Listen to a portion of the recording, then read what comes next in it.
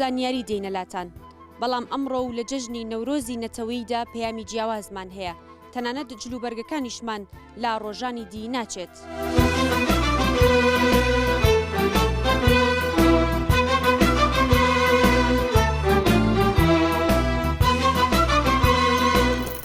ئاسمان و زەوی کوردستان ئێستا جیاوازە و بەرگی سەوزی ئاڵ و شینی کاڵیان پۆشیوە.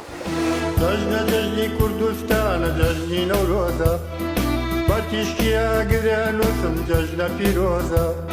نەورۆزێکی جیاوازە و دوو بەشی جەستەم ئاسوودەترن. دوو بەشەکەی دیکە گینگڵ دەدەن بۆەوەی ماف و ئاسوودەیی بەدەست بێنن لە سایەی ئاشتیدا. باوەڕی بەرزی کوردستانمە، چاوشی ئاگێریێ دووجانمە.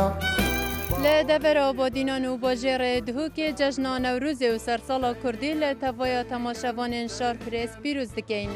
شاخ و دەشت و شار و گوندم تاوی سندووە، گۆڕی مەرجی دوژمنانم لێڵ کەندووە.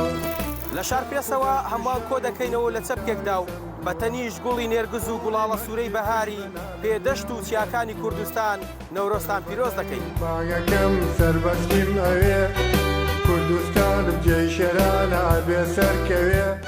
لا ناوچە جیاوازەکانی کوردستانەوە، لا پێناسەی مێژوو سیمبولی شارستانیەت و سیمای شارەکانی کوردستانەوە لا زاری پەیامنێرانی شارپرێسەوە. دیمە بسووتێم و نەمێنم، بەڕووناکی لەشم پەردەیشەوە دەڕێنم. Ez Skandal Cudî peyamnêrî şar pirêst li Rojavayê Kurdistanê. Ji Rojavayê Kurdistanê Newroza we pîroz be.